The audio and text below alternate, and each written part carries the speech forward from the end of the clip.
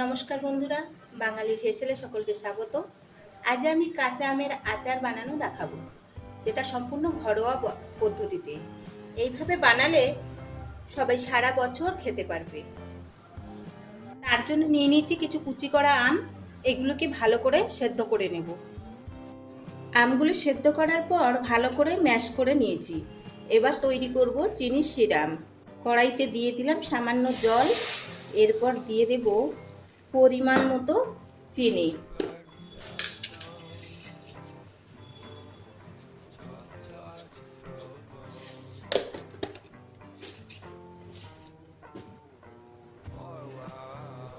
তৈরি হয়ে গেছে। এবার এর মধ্যে দিয়ে দেব ম্যাশ করা আম।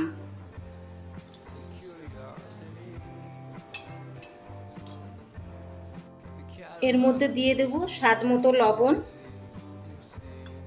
একটু হলুদ গুঁড়ো,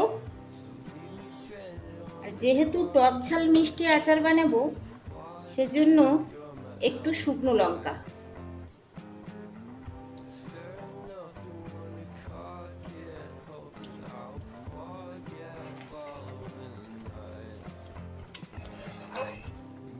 দেখো আস্তে আস্তে কালারটা কেমন সুন্দর হচ্ছে।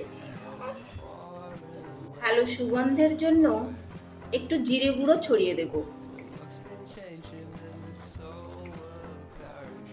তৈরি হয়ে গেছে আমার আচার।